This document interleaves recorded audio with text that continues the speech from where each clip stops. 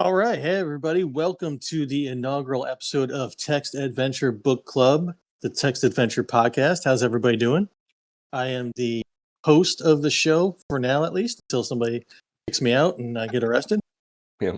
I am a professional bookseller. I've been in the book industry for 20 years, if you can believe it. Studied with the ancient masters. I studied the scrolls. I have learned the art book selling from James Patterson and Stephen King. We are going to focus on books about gaming, video gaming, life with video games, the creation of video games, and I can imagine we will probably maybe branch off into some other nerd cultural sort of stuff. Hentai. Eventually, yeah, maybe. Who knows? We'll see how it goes. We'll see what companies want to sponsor us. Crunchyroll. Yeah, I got a great book on hentai. If you, we'll talk off mic. I am Dan Bettel, a university professor of English, specifically rhetoric and composition. I also have been making independent comic books. For 18 years now, and Wow. yeah, and just here to keep everything elevated. That's I feel that's my job. Just kind of make sure you guys don't lower yourselves too much. And so that's why at the end of every episode, I'm giving you all a grade. Don't blow your back out. That's some heavy lifting. Dan is the adult in the room at all times. Going around the room, we've got Rock. How's it going? Oh, hi. Hey, how are you? I'm doing Rock. great. I've known these guys for about 400 years now. Give or take. Yeah. I don't work in books. I work in science. I'm a lab science man. But I like books, and I like reading books, and I like video games. So I feel like this is a good place for me. I will say that Rock has one of the best collections of Dritz. Is that his name? Oh, that guy. Yeah, Oh, Dritz. boy. Yeah. Oh, wow. Yeah. Stacks and stacks of those in your old bedroom. Salvatore. Yeah. All right, Salvatore. Yeah, I had a ton of those. Really like, that's really where I go. That's the really high-minded, really deep intellectual stuff that I really like to cling to. There's there. nothing wrong with that. What they told me. Wow. You that- are that's- great. Yeah. That's what Reggie Fils-Aimé taught me. ever. in Also, any- Rock, you had a wonderful collection. Was it EGM? No, GMR. GMR. Yeah. I had I think the entire collection of GMR, which isn't saying much because it only ran for like 2 years or something. No, But it was way more issues than No, that, it wasn't was. it? It was. Yeah, it yeah. was. But it didn't last very long. But yeah, that was like still to this day, my favorite gaming magazine. I actually think that I was able to find somewhere in the ether, someone had like scanned PDFs of every single issue, and I think I have that on a hard drive somewhere. So Wow. yeah, They're putting out an EGM compendium. Like they just kickstarted it, and it's a huge really? like coffee table hardcover. Yeah, It's got high quality scans of articles. I don't think it's every article, but I think it's like the best of the best. And Yeah. I can't wait to see that when that comes out. Think it'll have the And then ads? finally sitting in today, we've got Mr. Patrick Rock. How's it going? Hey, Oh man, there's the energy we need. fan. Always right. wanted to be on the podcast. That's right. this is our First game time. dad. First time. Right? Yeah, first timer. Pat, what's your relationship with books? Have you ever worked with books? What do you Can't like to read. read? Okay. So he'll be our audiobook correspondent. Pat's father was a book. He left at an early age. Yeah, I was born from a book. I don't know. I've read similar to Rock some like fantasy over the years. Nothing scholarly or academic, but I don't know. Don't sell I'll go yourself to short. You've Wikipedia definitely- many times a Definitely day. read some books I've gotten you and Yeah, some sci-fi Yeah. books and stuff. Yeah, for sure. no, I've got some books. Lots of Pratchett. You love to buy beautiful video game books Mm-hmm. that Yeah. you might look at once or twice and put on your shelf. Yeah, they're heavy when you pack them away, and then Mhm. forget about them It's really great when you have to move, huh? All those when the bitmap power goes out. books, those compendiums that you got. Mhm. Those are Yeah, awesome books. yeah. There's that one really cool like Sega arcade pop-up book I picked up one time. That one's pretty Oh neat. shit, I don't think I've ever With seen like, that. yeah, it's got like they constructed little pop-up arcade Like cabinets? replicas of the cabinets, like like Space Harrier and all their big ones.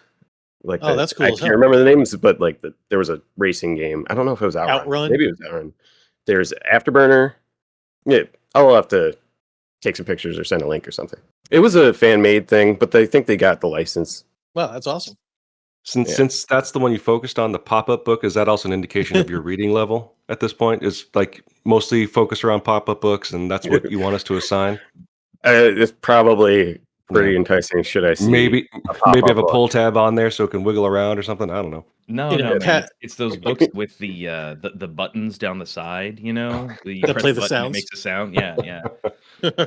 Pat's lack of reading level brings me to some stats I had looked up Ooh. before the show started here. Oh yeah?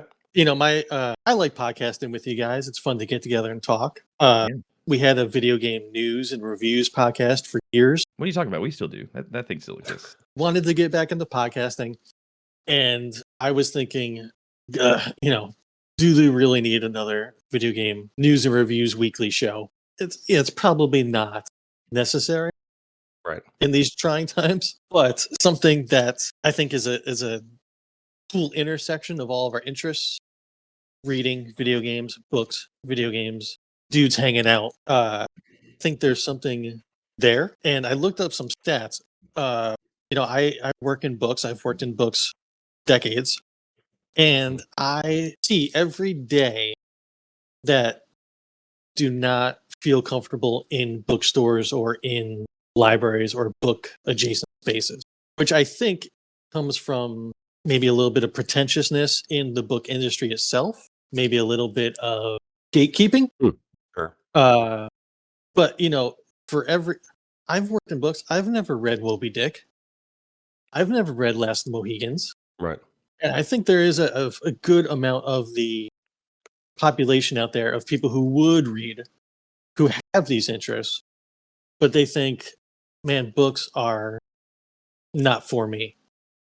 And that led me to these stats here, which I have. National Endowment of the Arts, which is a real thing. These are real scientists, theoretically. 54% of Americans read below a sixth grade level. 70% of men have read in the past year. 80% of women. At the minimum, there's 20% of people out there who are just not reading. Right. Like anything. Only the percent of men who read fiction is 27.7%. Wow, that's weird. Crazy.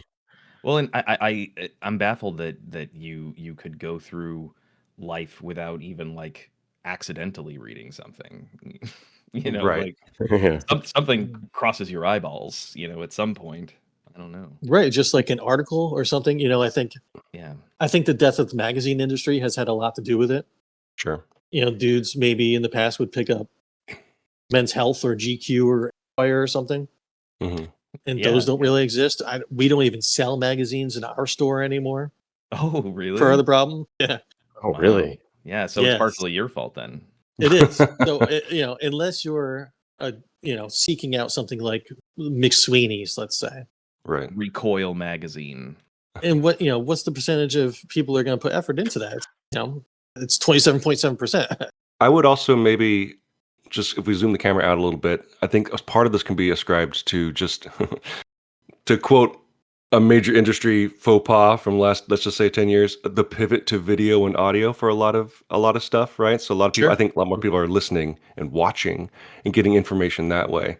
But I think the other thing that I think you pointed out, whether it's gatekeeping or just availability, whether it's in stock, I don't think a lot of, I would bet a lot of gamers don't even know that there are a lot of books about games or about people that play games or about the history of games, that they just think that, any book out there about video games is about reading about how to program, and I don't want to do that either. I just want to play Madden every week, right? Or whatever. Or ranking the best Pokemon or something. Right, right. Yeah, book of listicles. That sounds fun. Yeah. But so yeah, I think one of the things, well, I was really happy that you brought this up, is just about increasing awareness. Not that any of us has a huge reach, but hopefully together discussing it, getting it out there, people listening and sharing it can not just necessarily share our points of view. Those don't really matter, but at least making people aware, like, oh, there are books that are substantive, that are interesting, that are things that I would like to sit down with maybe an hour a day or on the weekends and actually read and get information from.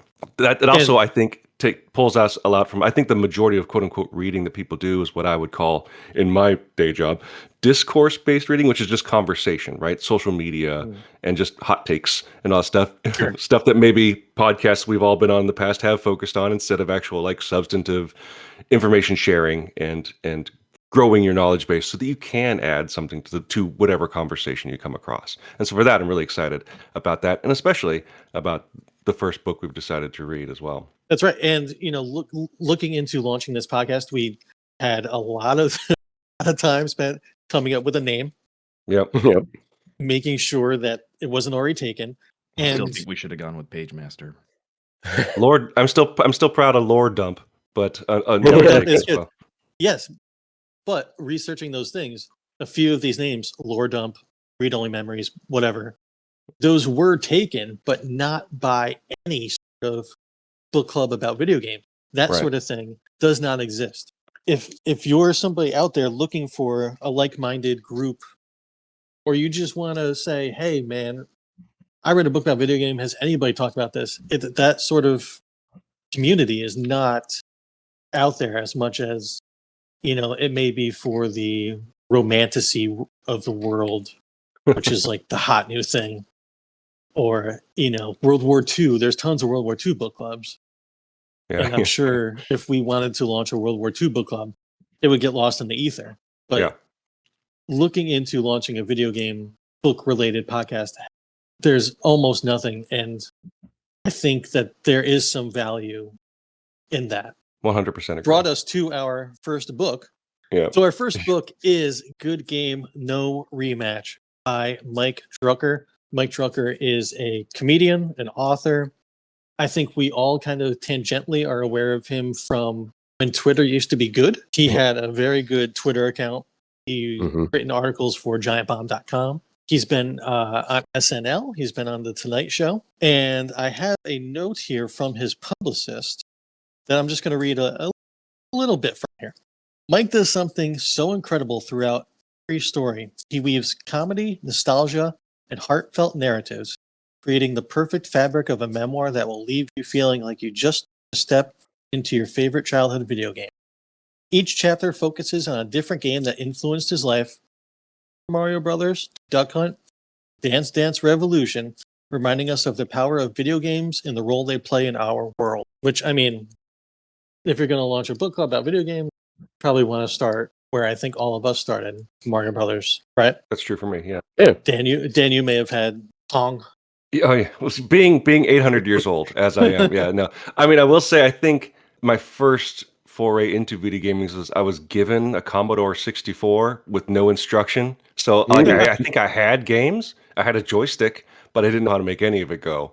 And my mom had no idea how that worked. She just said, "Look, video games." I'm like, "This is abuse. Like, stop." She locked your cage and went to work. Yeah. She's like, video games. We had a Commodore as well, and my dad would come home with like new pirated floppy disks of games. Like Shit. I think my brother still has like the case of them. And you were and able I to play still them? remember. Yeah, I still remember like the command line to load the games. Must 'Cause it be was nice. Universal. Yeah, sorry. That's about where mine started. Yeah. With this too, but I mean, Mario was obviously like the big one. Yeah, the NES was definitely where I consider the beginning of my journey for sure. I mean, the NES growing up in the 80s and 90s seemed almost standard issue, right? Right. Like if you didn't have it, somebody you knew had it. Mm-hmm. Yeah, And that was You're my poor. experience. Was it I had to, like, I mean, number one, we were poor, but also I just had parents who just didn't really believe in video games. Like they believe they existed, of course, but That would have been a better story. Video game truthers. I know. But yeah, it was just like other kids can have them, but not not you. So like Wow. for the first probably I don't know, handful of years anyway, my only experiences with video games was playing them at other people's houses or playing them in the arcade or something like that. So yeah, my history with video games is a lot different, I think. What was your first home console? It was a Sega Genesis that I Okay. got for my birthday the year my parents got divorced, and those two things are almost certainly connected. Incredible. Yeah, I know, right? But yeah, it came with Sonic 2, and Yep. my uncle got me the Jurassic Park game as well. Oh, Oh, okay. nice. Those are Yeah, two good Yeah, ones to that's solid. yeah, work through a those were divorce with. yeah, those were pretty great. Yeah. But yeah, that was it. And for years that was all I had. Like through the PlayStation era, through the N64 era. Yeah, like all I had was a Sega Genesis. I didn't get another console until like the year 2001 or something. Okay.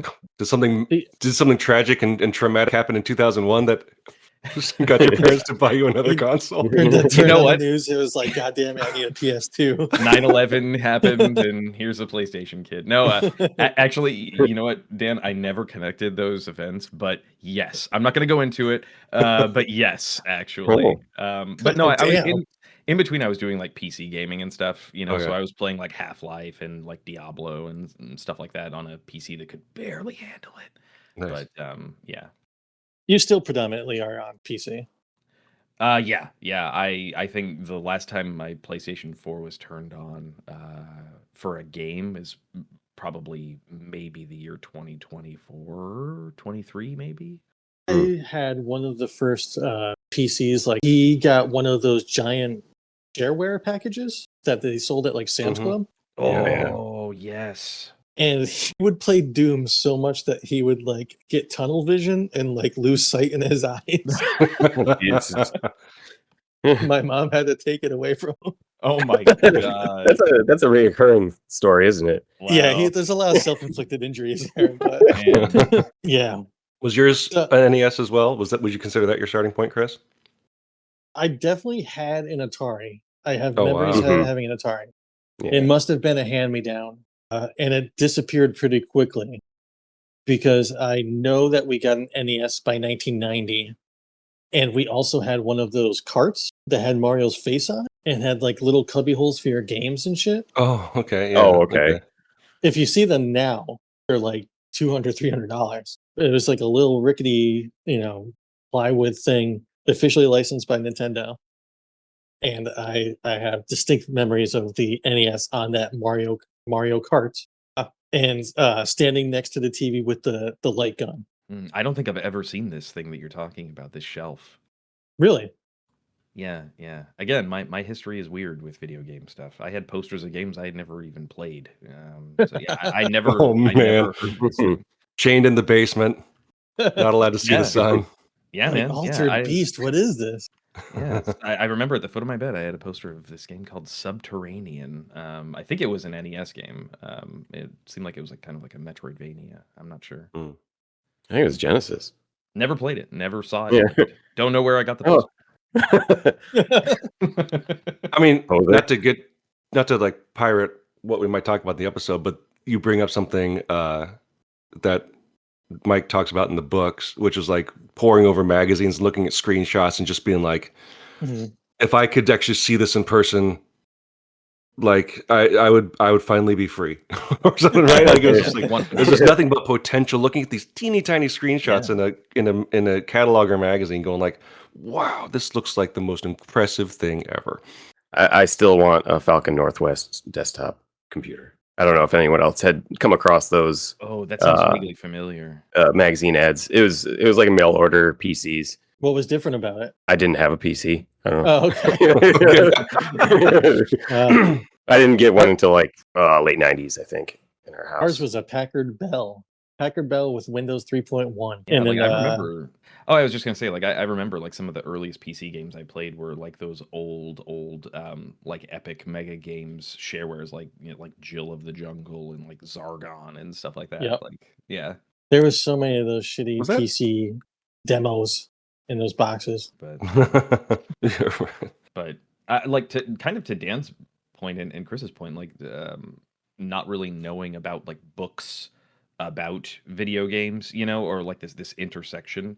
Mhm. Like I definitely fall into that camp of people who had like no knowledge of that intersection, like Mhm. that kind of book existed, like to me, for ages and ages, a video game book or a book about video games was more of just like a narrative, like in the world of a game, Right, right. Sure. nothing about like a person's like personal relationship with gaming or anything like not something that I really ever knew about before. And maybe some of that is because people of our age are just coming to the point where they write these sort of books. Sure. I Oh, mean, that's a really good point. thinking about like, when I started at Barnes and Noble in the early 2000s, every memoir was about growing up in the 60s. And now it's just the point where people who grew up in the 80s, 90s, like Mike Drucker, have written these books, and video games are just kind of always there in their life. It's not like, oh man, I played NES. I was the biggest fucking nerd in the world. Every kid Yeah. had it. Every kid had NES in your school, in your elementary school. Yeah. Yeah. So playing games was just kind of a thing that you did as a kid growing up. You didn't really have to seek them out; they kind of found you. Yeah, and especially with the what do you want to call it? The not democratization, but like just the general acceptance of quote unquote nerd. Let's just say the monetization of nerd culture that's happened in the last 20 years, right? With the rise of Marvel and all that shit. We've been hearing more interviews with like movie directors that are making capital F films and stuff who said like, oh yeah, I was super inspired by like Silent Hill or whatever. Like yeah, just the general acceptance of nerdy stuff, I think, is also infiltrating sort of the quote unquote like higher class or like more, like what do you want to call it? Like more thoughtful creations like writing novels or writing histories or making like films and stuff like that, that people So you can mention that stuff literature, without shame, literature with a capital L. Indeed, indeed, yeah. I guess another thing maybe I want to know is, and it'd be good for like a little introductory episode is like, has anybody here? I'm guessing yes for most of us. Read any like video game books? Because Rock was talking about that a little bit, like novelizations set in the book. But what books have you read, or at the very least, what's like maybe the best video game adjacent book you've read that we can just kind of throw out here as recommendations for people getting into it? Oh my God. Oh, I already had an answer for this question. I didn't know you were going to ask this question, but Great. so when I was younger, I used to walk to the mall and go to my local bookstore and just see what they had, and I'm strolling through and I see Doom, not Frank Herbert's Doom, like id Software, and I'm like, Sure, Doom guy. there's a book about Doom. Like, what the fuck? And so not only was there one, I think there were like two or three of them, and I read the shit out of those, and they were I'm sure they don't hold up now, but like it was actually like really surprising that they took a relatively thin premise, that is the story, so quote unquote, of Doom, Right. and made like a full like thing out of it, like the main character, he's got this crazy backstory, and it's just this guy's like they really like personalized this guy's journey of like being stranded on Mars with like nothing and trying to like survive and encountering all this weird alien shit, and he does and demonic shit, and he like doesn't know what any of it, like they made this like really amazing story out of it that was like really surprising to me, and it I don't know, it's kind of weird, but like it kind of made playing the game like way more enjoyable to me. Like just knowing like, oh yeah, this is what, okay, yeah, like I kind of like know what the character is experiencing here or feeling or thinking here when he first Right. encounters that weird blue glowing orb with a face on it, that kind of thing. It was Do you remember if this was more towards the game, or was it maybe tied into that movie with The Rock? no, it was way before the Wait movie. for that. Okay. Yeah, it was probably like mid to late 90s. Okay. Yeah. I think I tried to look them up a while ago because I think they went back into print around the time when like Doom 3 came out. They Sure. like made new covers for them and stuff to kind of like match that art. They added Mhm. Um, flashlights into the novels. yeah, yeah. But yeah, really cool, really great novels. I would highly recommend. They're super easy reading, but they're really fun. If you can find them, definitely check them out. I think the author's name is Brad Lineweaver or something like that, and Daffyd Abhue, I think was the other guy's name. Yeah, It's nice to know the motivation for ripping and tearing. this is before. Yeah, I guess. I mean, he's a scared man. You know, Mhm. that's really what you learn I about get that. Doom Yeah. Guy. He's a really frightened man who's You just don't think doing, of the you know. internal turmoil of Doom Guy. I know that, and that's what's so like mind blowing about those books is that I gave zero thought to what that guy's just a face at the bottom of my screen that tells me how low my health is, and a little hand, holding a gun. But it was just so impressive to me, how much of a story they made out of that, and that it was kind of all right. Back in the old days, I think all of us were super into Mass Effect. Yeah. Mm, yeah. And Mass Effect had some really, really good tie-in novels come out right around, I want to say, the time period between 2 and 3. And, as cool as the Mass Effect world is, I think those novels really fit in there in an interesting way. If they had zigged when they zagged, I think Mass Effect could have been huge property. Not Star Wars, not Star Trek, but Babylon better, 5 level is what we're talking about here. like an Amazon limited series kind of thing. Yeah. It's a shame that they killed sort of that whole ecosystem that they had created there. And now I'm sad because that hits hard. Yeah, you're totally right. There's so much lore and just like amazing potential for stories there, and they just shat it. I've got a lot of like more, they're more like encyclopedia style books. Yeah, You know, right. like you mentioned, collection of types of games and that kind of thing. More picture books. I remember like when after Oblivion, there was like a pair of Elder Scrolls novels that came out. I was like, oh, I'll read those. And purchased one, and I think I fell off that really quick for just. I'm like, okay, maybe I'm not that interested in the story of these games. Actually, Right. it's a little dry. Yeah, right. I think you bring up a good point. I think a lot of gamers, when they think of like talking about video game books, they might think novelizations. They might think sort of like you said, encyclopedia style books, and then art books, right? Mhm. And then I don't think like sort of the critical writing that we're talking about, either history or personal background, like with the Drucker book, or examining the creation of games and stuff like that. They just Mhm. don't know that those are out there, like you were saying earlier. Yeah. I would say Um, I've only seen that stuff in the past maybe 5 years or so, maybe sure. maybe 5 to 8 years. I think Jason Shear Yeah, Shire. Yeah. Shire has been a leading force in that. His book, Yes. Yep. he just wrote a book about Blizzard Activision, Hmm. and he's one of those guys who is doing capital J journalism Yeah. still. I would say also the British writer Mike Diver has written a lot of really good books about games. He was a journalist as well. Worked for um, Vice before Mm, Vice Gaming became Waypoint. mhm. Then it stopped being. Anyway, he's written like a book about indie games. I think about the history of the consoles or something like that too. He's a really good writer. Really readable. I have one on my shelf here. Hold on, I was not prepared for this. Great. He has one just called Indie Games. That's a fantastic kind of overview of just sort of the history of independent video game development. I would recommend quite a bit. That's awesome. If there's anybody listening that's also interested in getting into maybe sort of this more historical, critical look at video games, I would definitely recommend. Although it's a very hit and miss, but there's a company called Boss Fight Books. They make Love them. books about single games. They're generally really short and really readable, and most of them contain a nice blend between sort of like the writer's personal story and actually sort of, I'm not going to say necessarily always investigative journalism, but definitely some sort of historical research. But the great ones like actually get interviews with developers, which I think is really important now, especially for NES era, Super NES era, because a lot of those people are retiring and or dying.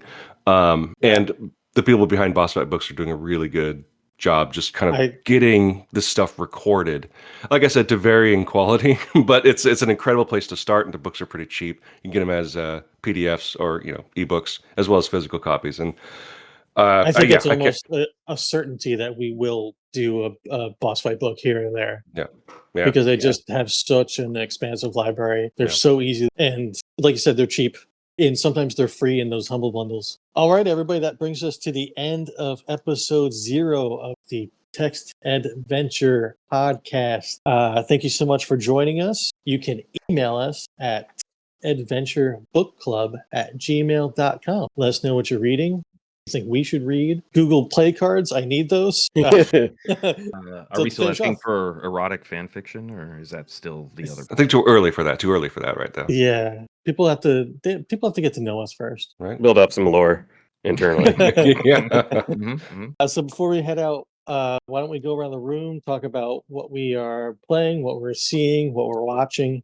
I've been super sucked into, and I always say the name wrong. Is it Balatro or Baltaro? Balatro, I think. Yeah, Balatro. Or Balatro, if you will. I don't know. I think I've spent hundreds of hours in this goddamn game. great game. I don't play cards. I don't know the rules of poker. I can barely do math, but something about this game has just absolutely sucked its claws into me. And I actually listened to Mike Drucker's book on audio as I was playing the game. So it just washed over me.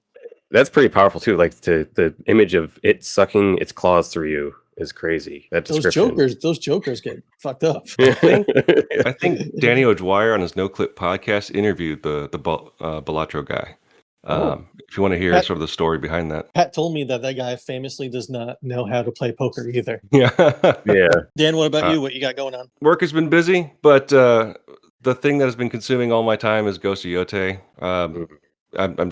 It's just my jam, and so I just can't wait to go back there and just stand on cliff faces and look at pretty vistas, chop some bamboo, and chop up some bad guys. So The Go series is one of the best looking feeling games I've played in a long time. Yeah, I loved Ghost of Tsushima, and I actually was kind of skeptical about this game, but I love the angle they've taken. I like the tweaks they've made to the combat and just the gameplay and the world around it. It's just fascinating and wonderful. I love it. And Dan, I know you also have a comic series that just started its final season. Yeah, you can find my comic at Long John at longjohncomic.com. It's an existential western about a cowboy who gets his clothes stolen. He has to figure out why they do it, how they do it, and how does he get his stuff back. Chapter 6, the final chapter, it just started updating on October 27th. The whole thing is available to read online for free. Again, at longjohncomic.com. Awesome. Pat, what do you got going on? I mean, they keep cycling through the same things again. Like I've told you guys, like I keep playing Last of Us 2 over and over again. I get out of the loop. And other than that, like, do you play it up to a point and then restart? No, just all the way through, which is mad because it's a very long game. Yeah, it is. And it's a linear game, right? You're not making different choices. Not really. Okay. No, nothing's going to affect the story. Okay. And it's not like you can murder people in different ways. Yeah, like more efficiently. I don't know. Yeah. And it's not like I plan to like speed run this game at some point. I'm not gaining any skill out of it. So I don't know. It just has it's not the gameplay. It's similar to like Alan Wake 1. Mm-hmm. It's just like the sense of place that it produces is just, I don't know. It really clicks 100%. With me.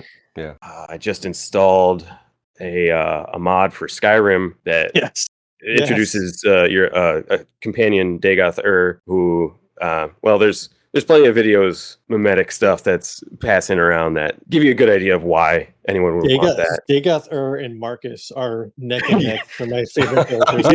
Yeah, really. Other than that, like 2 kids and just trying to find things to do with them, like or media for them to take on. You know, I mean, I can watch however much of Miss Rachel I can do with that. That's good. You know, but then I discovered recently there's this. It was a comic I think out of Finland. It's called Moomin Valley, and I only recently heard of this, but apparently, like even back in the 90s, or it dates back to the 40s or 50s. Yeah, super as old. A comic, and then in the 90s, if there's a very like Ghibli style, actually like Japanese animated show, that was based on these stories, and it's got that kind of like no stakes, low drama. I don't know. It's like easy. Yeah. It feels good to have my kids watch, and that's been neat discovering all this Moomin Valley stuff. It's really neat. I would That's great. recommend anyone check it out. Yeah, that's about it. Various Rock, what stuff. about you? What you got? What you into? Raising kids, Yeah, buying yeah, houses. yeah. Raising kids, buying houses, where I can. I'm, playing a couple of games here and there. I just recently finished Claire Obscure Expedition 33. Nice. Wow. Okay. Yeah, that was just incredible. The places that story went, it was amazing, start to finish. And most recently, I've been kind of like skipping kind of like I've been working through the Mass Effect Legendary Edition.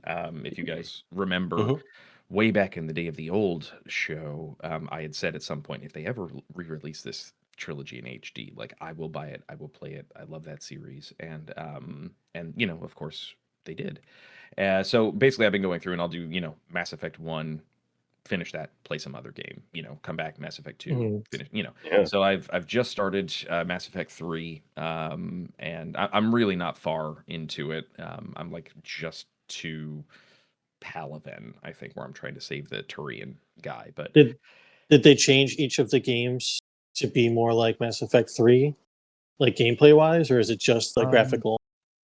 so they've done like little changes here and there. Obviously, like the older you go, the fewer changes there are. So like Mass Effect 1, Mhm. really they kind of just like cleaned up the interface, made the Mm. inventory less of a pain in the ass. They had like some like gameplay enhancements that kind of make it lean a little bit more toward 3, but not as much. It still mostly plays like Mass Effect 1.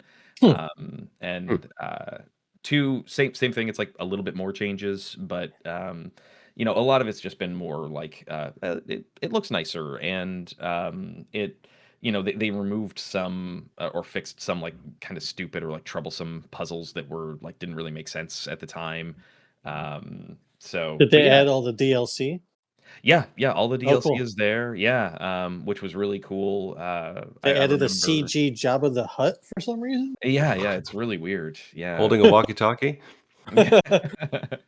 But yeah, it's been really cool, just going back through those. I mean, I haven't played Mass Effect 3 since it first came out, way Sure. back when, and it having played through that whole series and really enjoying it back then. I'll admit there's definitely like an emotional connection. Like the first time Garrus shows back up in Mass Yeah. Effect 3, you're like, ah, my God, like you can't, Mhm. yeah, you can't help it. It's great. It's really fantastic. So yeah. That those elephant guys, what were they called? Oh, They talk their feelings. They say their oh, feelings before That's they right. talk. That's right. yeah, they're not Elcor. Actually, they might be. They might be Elcor. Those were my Or favorite. who are the little tiny guys? The little teeny tiny potbelly dudes. The guys that I thought were those around fixing were stuff, or no, no, no, no, no. no. Yeah, I thought those were Elcor. Man.